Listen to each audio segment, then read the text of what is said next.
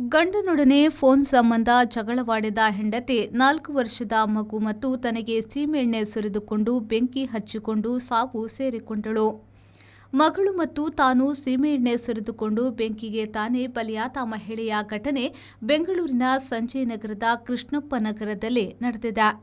ಹೀಗೆ ತನ್ನ ಸಾವನ್ನ ತಾನೇ ಬರೆದುಕೊಂಡವಳು ಸೀತಾಲಕ್ಷ್ಮಿ. ಆಕೆ ತನ್ನ 4ರ ಪ್ರಾಯದ ಮಗಳು ಶ್ರುತಿಯನ್ನ ಕೆಡುಕು ಗಂಡನಿಗೆ ಬಿಡದೆ ತನ್ನ ಜೊತೆಯಲ್ಲಿ ಮರಣದಲ್ಲಿ ಕರೆದುಕೊಂಡು ಹೋಗಿದ್ದಾಳೆ. ಸೀತಾಲಕ್ಷ್ಮಿ ಮನೆ ಸಹಾಯಕಿಯಾಗಿ ದುಡಿದು ಸಂಸಾರ ನಡೆಸುತ್ತಿದ್ಲು. ಹೆಣ್ಣು ಮಗು ಕೂಗುವುದನ್ನ ಕೇಳಿ ಆಚೀಚೆ ಮನೆಯವರು ಓಡಿ ಬಂದಿದ್ದಾರೆ. ಹಾಕಿದ್ದ ಬಾಗಿಲನ್ನು ಒಡೆದು ತಾಯಿ ಮಗಳು ಇಬ್ಬರನ್ನ ವಿಕ್ಟೋರಿಯಾ ಆಸ್ಪತ್ರೆಗೆ ಸೇರಿಸಿದ್ದಾರೆ. ಆದರೆ ಚಿಕಿತ್ಸೆಗೆ ಸ್ಪಂದಿಸದೆ ಮೊದಲು ತಾಯಿ ಆಮೇಲೆ ಮಗಳು ಮೃತರಾಗಿದ್ದಾರೆ. ಆಕೆಯ ಗಂಡ ಗೋವಿಂದ ಬಹದ್ದೂರ್ ಜಗಳವಾಡಿ ಮಗನೊಂದಿಗೆ ನೇಪಾಳಕ್ಕೆ ಹೋಗಿದ್ದ. 7 ವರ್ಷದ ಹಿಂದೆ ಅವರು ಬೆಂಗಳೂರಿಗೆ ಬಂದಿದ್ರು. ಆತನದ್ದು ಮಾಡಿದ್ರೆ ಸೆಕ್ಯೂರಿಟಿ ಕೆಲಸ, ಇಲ್ಲದಿದ್ರೆ ಇಲ್ಲ. ಈ ಬಾರಿ ಫೋನ್ನಲ್ಲಿ ದೊಡ್ಡ ಜಗಳವಾಡಿದ್ದು ಈ ಅನಾಹುತಕ್ಕೆ ಕಾರಣವೆಂದು ತಿಳಿದು ಬಂದಿದೆ.